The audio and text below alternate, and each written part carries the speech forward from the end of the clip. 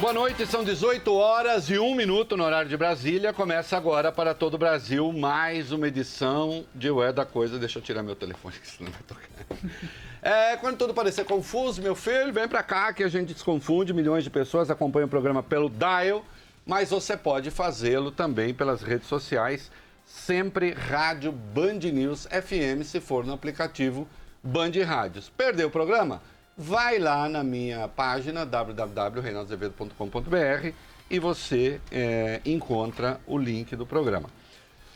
Boa noite, Voliobane. Boa noite. Boa noite, Fábio França. Boa noite, Reinaldo. Hoje a nossa Maiara não está cuidando de alguns outros assuntos do trabalho, né? De vez em quando a gente pega e fala, Maiara, vai dar uma descansada. E ela vai.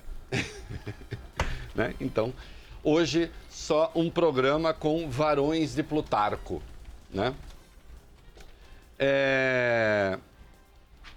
Eu vou falar porque, enfim, daqui a pouco começa buchicho e tal, e de algum modo até amplia aquilo que é, obviamente, um mau trabalho jornalístico, mas, né, vamos lá.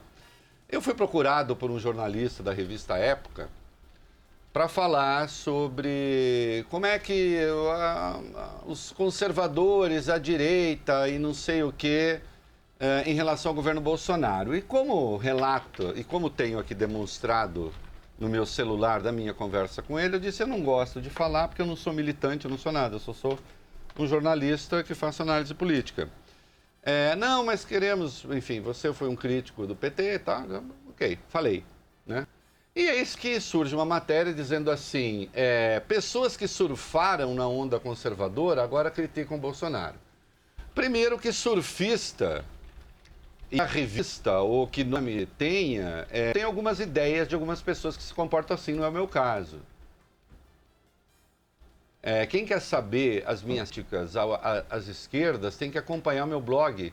Pelo menos o meu blog desde 2006, porque antecede muito. A palavra petralha foi criada antes de 2006. Né? Então não surfei na onda conservadora. Outros surfaram, eu não. Gente que puxou o saco do PT e das esquerdas, depois virou bolsonarista. Eu não. Se alguém encontrar algum texto meu defendendo a candidatura de Bolsonaro, eu peço demissão de todos os meus trabalhos, de tudo. Vá ver o que eu escrevi de primeira, de pronto, quando o Bolsonaro falou aquela barbaridade para Maria do Rosário. Vá ver o que eu sempre disse sobre a candidatura Bolsonaro. Seja em meus programas de rádio, seja na minha coluna na Folha, seja no meu blog. Ao contrário, eu sempre disse que Bolsonaro representa uma agressão aos fundamentos daquilo em que eu acredito que é o liberalismo. E há pouco, um tweet dizendo assim, como é que é? Pessoas que apoiaram o Bolsonaro agora pulam fora. Ou algo assim. Olha, é preciso ter um pouco de decência, né? Eu lamento ter de falar assim com um veículo de imprensa que tem o dever da precisão, e a precisão me custa caro. Olha aqui, vocês aí da revista Época, que endossaram esta palhaçada, eu perdi empregos por causa da minha crítica a Bolsonaro. Teria sido fácil ceder, eu não cedo. Não é? Estão em busca de um título bacana, estão em busca de um troço bacana. Aí tem lá um dado momento, Reinaldo, um estilo escalafobético. Vocês não sabem nem o que é escalafobético, não escreveriam isso. Querem fazer uma comparação. Eu aceito fazer uma comparação de estilos e de conhecimento técnico. Escalafobético é o apoio que vocês dão, por exemplo, ao Sérgio Moro. Isso é escalafobético.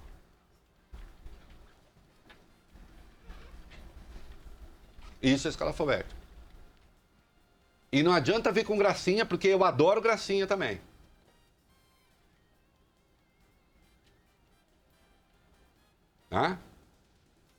Até porque a entrevista que eu dei está gravada aqui, ó. Que é um cuidado que eu tenho.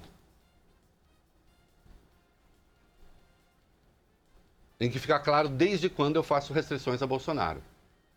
Lamentável, trabalho porco, mal feito, né? Sim, foi um erro eu ter aceitado dar a entrevista. Cometo erros. Infelizmente, houve gestões de outras pessoas conhecidas e eu acabei caindo na conversa. Né? Mau jornalismo. Mau jornalismo. Imprecisão. Mentira. Mentira. Se há coisa com a qual eu não me pareça com surfista, porque se eu quisesse surfar, eu de fato teria surfado na onda da decadência do PT. Porque enquanto vocês da época puxavam o saco do PT, ainda que fosse outra direção, eu estava criticando o partido.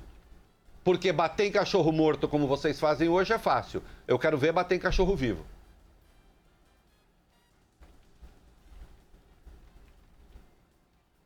Vocês da época, entenda-se quem dá essa linha, né? Quem quer que seja. Evidentemente, há pessoas decentes trabalhando lá, como há em todos os lugares, mas também há pessoas indecentes em todos os lugares. E comigo, não violão, eu falo mesmo. Não tenho receio. Como é que é? Estilo escalafobético? Então é isso. Aliás, Daniela Pinheiro, te liguei, você não me atendeu. Vê se atende.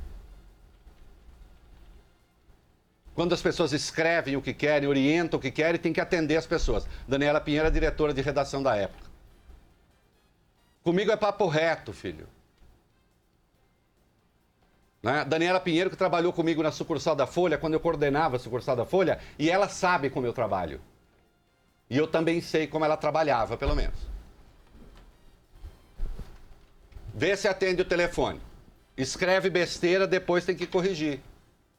Ah, tá parecendo o Bolsonaro agora. Não, eu sou pela imprensa absolutamente livre.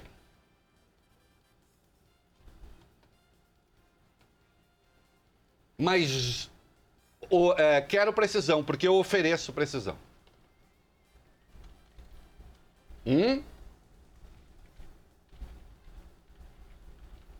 Então não vem com conversa pra cima de mim. Não. Eu não sou um trânsfuga.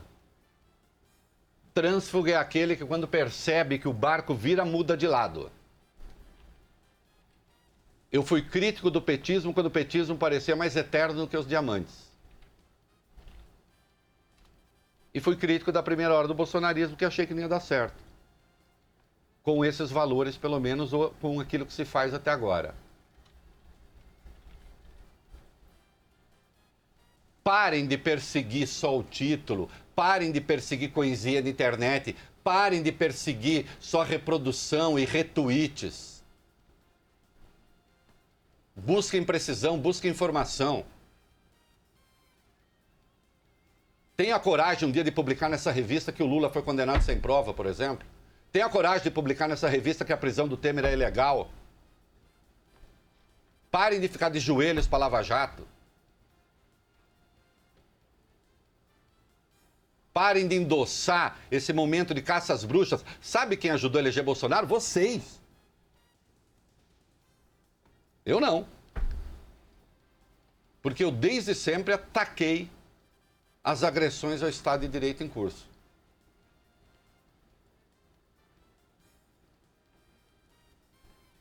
Daniela, você não atendeu? Então fica aqui o recado, mas eu vou te ligar mesmo assim. Claro, você tem o direito de não atender. Né? Mas ligando o número aí, sou eu. Final 91 do celular, tá? Atende. Atende. Não vou reclamar do seu repórter, não. Tava cumprindo tarefa. Eu quero falar com... Eu não falo com tarefeiro. Ok? Ok? Tá ok? É isso aí. Vamos dar sequência aqui. Olha aqui. Ai, você briga com todo mundo? Não. Só com quem não faz a coisa certa. Aí eu brigo, né? E atenção, a tática de convidar as pessoas para dar entrevista, para colocá-las em armadilha, é a expressão mais vil e mais desprezível do jornalismo.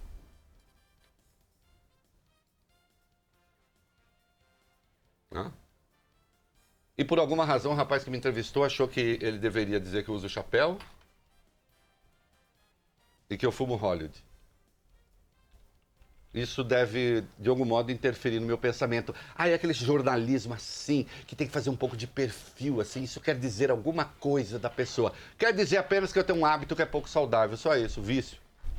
Só isso. Não há nada. Não traduz o meu pensamento. Né?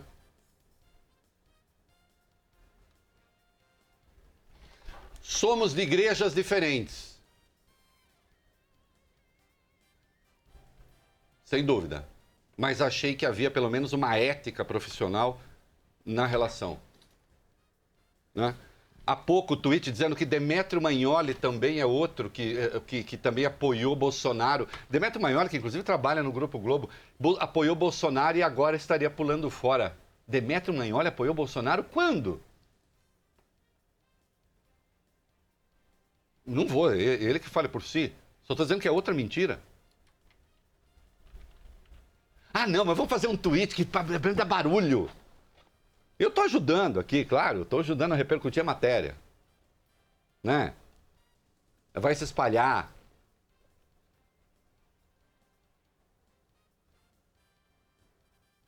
Ao se comportar desse jeito, vocês só contribuem para rebaixar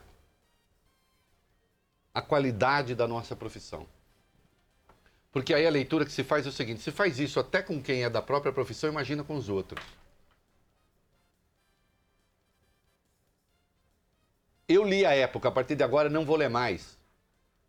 É ok, é relevante para vocês, mas vou recomendar àqueles que mais ou menos entendem o que eu faço, que também não façam. Porque eu vi as distorções que vocês são capazes de produzir.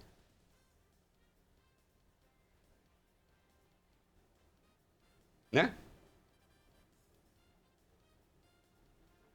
Aquilo que está lá é uma mentira. Simples assim. Fruto de uma mistura de má fé com desconhecimento.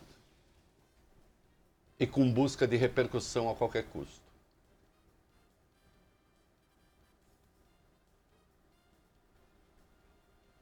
Eu poderia dizer aqui que não por acaso, no convite que eu recebi quando houve a mudança de comando da época, havia um erro grosseiro de concordância. Que eu ainda tenho, se eu achar. O que parece que prenunciava o que viria. Né?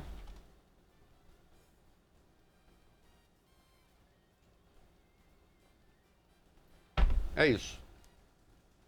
Recomendo uma mistura de decência ética com língua portuguesa. Beijo.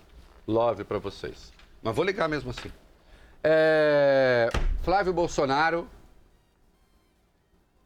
parece que se complicou. Vamos lá. O Ministério Público do Rio de Janeiro aponta que o senador Flávio Bolsonaro, do PSL, teria utilizado a venda e compra de imóveis para praticar lavagem de dinheiro. Segundo uma reportagem da revista Veja, o então deputado estadual lucrou mais de 3 milhões de reais entre 2010 e 2017 em transações que são suspeitas de subfaturamento nas compras e superfaturamento nas vendas. De acordo com o Ministério Público, hoje o senador investiu mais de 9 milhões de reais na aquisição de 19 imóveis nesse período. Segundo as análises iniciais da promotoria, as supostas fraudes podem ter ocorrido para simular ganhos de capital fictícios que encobririam um possível enriquecimento ilícito quando ele atuava na Assembleia Legislativa do Rio. Olha, deixa eu dizer uma coisa. Essa matéria, na verdade, essas transações com imóveis, a Folha noticiou isso já em 2018. Né? Acho que no começo de 2018. Bem no começo de 2018, acho que em janeiro. Assim, eu até botei o link na minha matéria. Então, esta não é uma informação exatamente nova, que tinha havido a transação com essa quantidade de imóveis. O que há agora é que a Veja teve acesso ao relatório, ao pedido do Ministério Público de quebra de sigilo, e ali estão os detalhes das transações. E, de fato, os detalhes das transações são difícil de justificar. Que a prática ali, tudo indica, consiste no seguinte: comprar imóveis, Fábio Cuba, muito abaixo do valor de mercado e depois vendê-los de algum tempo muito acima do valor de mercado. Então, ao comprar muito abaixo do valor de mercado, você está, na verdade, num processo de branqueamento de dinheiro e ao vendê-lo também. Então, nessa distância entre comprar abaixo de mercado, notem, compra abaixo do mercado e vende acima do mercado, aumenta a distância entre os dois valores e, portanto, você pode usar um dinheiro que você ganhou ilegalmente aí para chamar isso de lucro imobiliário. Entenderam? É um clássico da lavagem de dinheiro. Os manuais de lavagem de dinheiro trazem, né? Inclusive o Sérgio, sabe quem estudou muito isso? Sérgio Moro, que é ministro desse governo, né? Ministro do pai do Flávio. Como disse minha mãe ontem, não vai sair, não? Pois é. Houve imóveis ali que valorizaram mais de 300% no período, quando a valorização dos imóveis no bairro foi de 11%, 12%, num caso de 9%.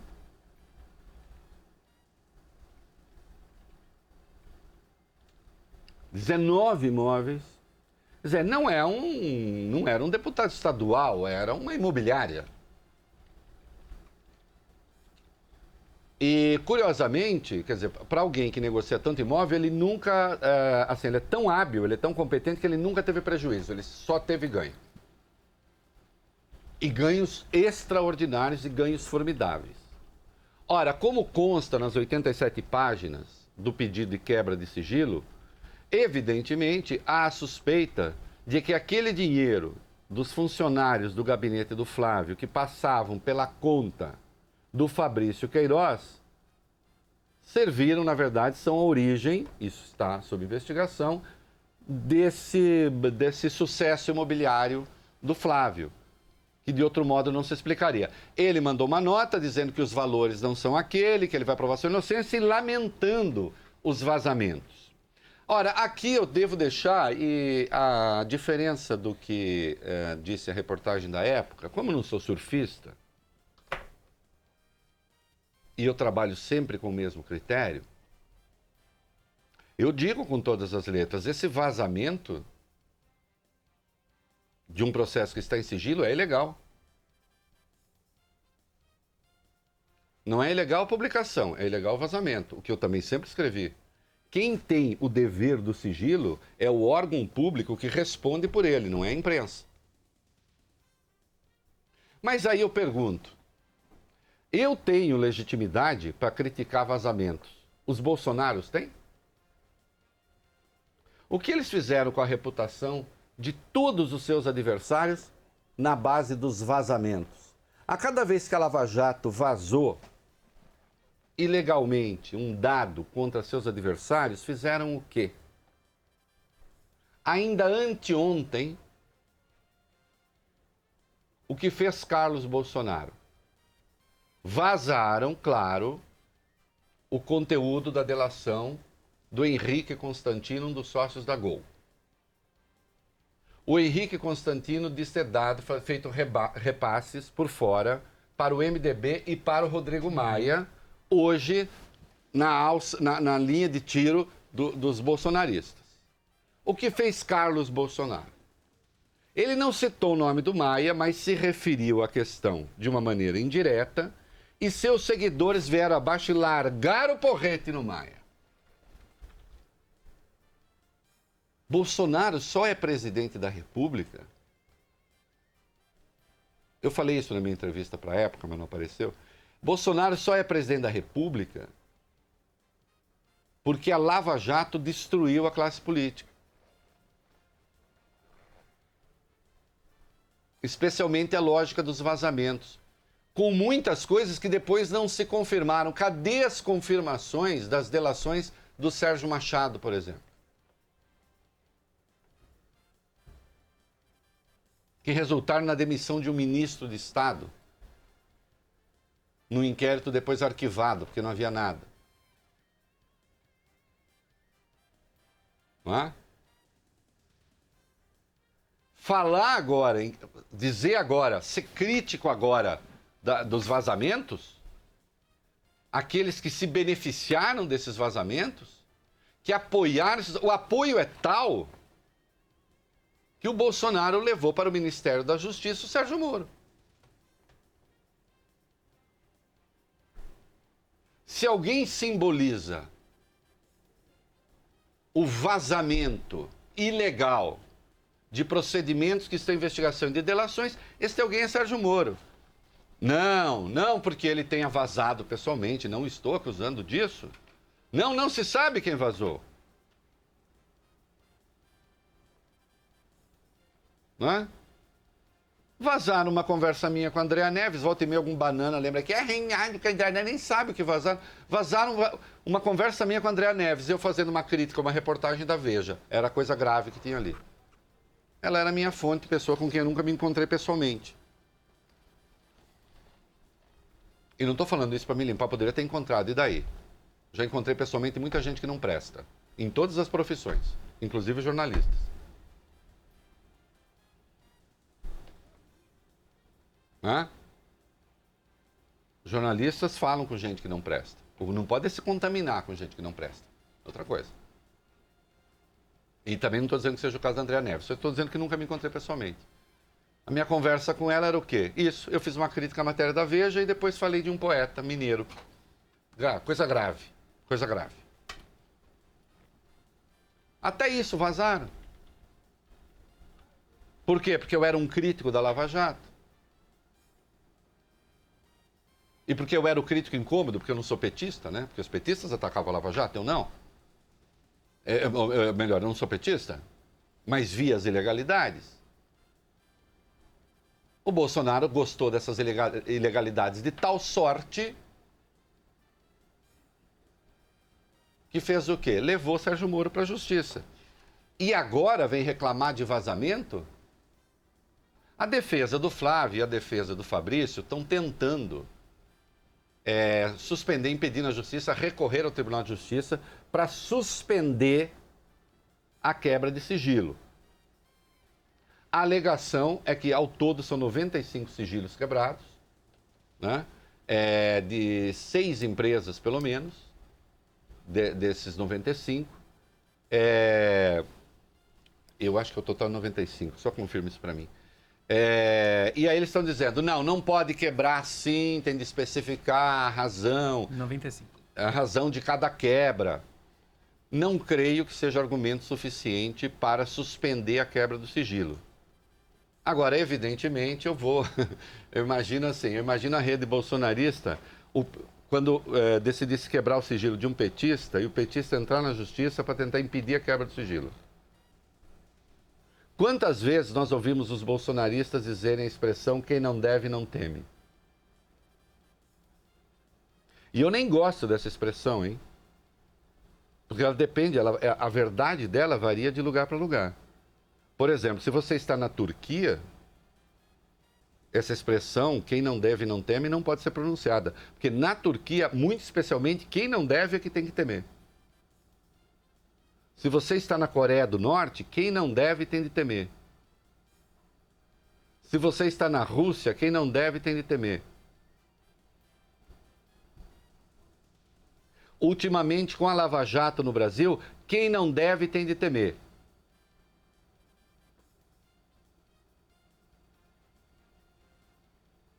Né? Então eu não endosso essa frase. Eles endossam. Eles ganharam uma eleição com quem não deve não teme. Eu poderia dizer ao Flávio Bolsonaro, bem-vindo ao Estado de Direito, Flávio Bolsonaro, mas é disso que se trata?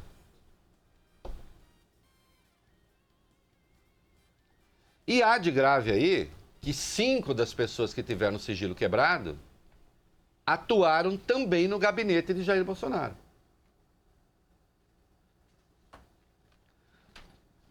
Mas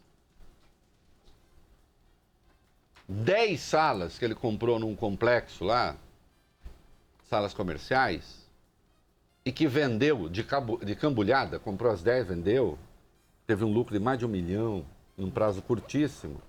A empresa que comprou tem entre os sócios uma empresa com sede no Panamá, conhecido paraíso fiscal que serve à lavagem de dinheiro. Isso tudo tem que ser investigado.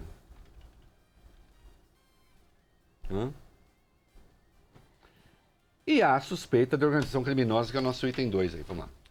Ministério Público do Rio de Janeiro, Reinaldo, aponta indícios dos crimes de peculato, lavagem de dinheiro e organização criminosa no gabinete do então deputado estadual Flávio Bolsonaro entre os anos de 2007 e 2018. Só um minutinho, você continua? Só para explicar. Peculato. Quando alguém rouba dinheiro público. Onde estaria o peculato aí? O salário dos funcionários que foi parar na conta do Fabrício Queiroz é dinheiro da Assembleia. Chamada rachadinha. A rachadinha, né? Mas pagamento a funcionários fantasmas, isto é, simulando contratações que não existiram. Então isso é peculato, é quando há uma apropriação de dinheiro público. Lavagem de dinheiro. A lavagem de dinheiro, nesse caso, é uma lavagem clássica, que é você disfarçar a origem de dinheiro ilícito com ativos. Por isso, a compra subestimada e a venda superestimada dos imóveis seriam uma forma de lavar dinheiro. E a organização criminosa, porque é um grupo de pessoas, de fato, organizadas de maneira permanente, a lei exige isso, de maneira permanente, contínua, organizada, para o exercício, para a prática de crimes. Vamos seguir. Segundo o jornal Folha de São Paulo, o Grupo de Atuação no Combate à Corrupção afirma que o gabinete do parlamentar tem características de organização criminosa com alto grau de permanência e estabilidade desde 2007. Além disso, a investigação apontou 3 núcleos. Um que nomeava assessores, outro que recolhia e distribuía parte dos salários e um terceiro composto por aqueles que aceitavam o compromisso de entregar parte dos vencimentos. Muito bem. Tem de ser investigado, as coisas estão ficando ruins, né, para o Flávio, evidentemente para o Bolsonaro, porque o porta-voz já disse, filhos do presidente são, como ele disse, sangue do meu sangue. Né? E, obviamente, há a suspeita de que o Bolsonaro era apenas, digamos assim, um agente imobiliário, não de si mesmo, mas da família. Bolsonaro só foi eleito porque parte considerável da população considerou que todos os outros políticos eram indecentes, menos ele. Isso corrói a reputação. Quando, junto com isso, se faz um mau governo, desatento àquilo que diz a sociedade e ainda se parte para agressão gratuita em vez de escolher o caminho do diálogo, aí as coisas se complicam. O que o Flávio disse? O senador nega que tenha cometido qualquer irregularidade na compra e venda de imóveis entre os anos de 2007 e 2017, ainda na época que era deputado estadual no Rio de Janeiro. Em nota publicada na internet, o parlamentar afirmou que os valores apontados pela revista Veja são absolutamente falsos e não chegam nem perto dos valores reais. Além disso, Flávio Bolsonaro voltou a criticar o vazamento de informações. Abre aspas. Apenas lamento que algumas autoridades do Rio continuem a vazar ilegalmente à imprensa informações sigilosas, querendo conduzir o tema publicamente pelos meios de comunicação e não dentro dos autos. Você já imaginou, Flávio, se você chegasse a quem comanda isso tudo? Imagina um petista. Engraçado, outro dia ele saiu soltando fumaça, nós já vamos para o comercial e vamos ter que voltar ao assunto. Por quê? Porque alguém do Ministério Público foi flagrado, como ele disse, jantando, almoçando com um repórter da Globo News. Olha que coisa grave, né? Haver um membro do Ministério Público jantando ou almoçando com um repórter. O pai dele nomeou o ministro, aquele que comandava a Operação Lava Jato no Judiciário, e que prendeu o Lula. E isso certamente lhe pareceu normal. Né? Ou, se quiser, em nome da precisão, que condenou o Lula, sentença depois referendada pelo glorioso TRF4, onde há um desembargador a quem Sérgio Moro acenou com uma vaga no Supremo. Pronto, acho que assim ficou bem claro. Estou falando do João Pedro Gebran Neto. Né? E isso certamente passa como coisa normal.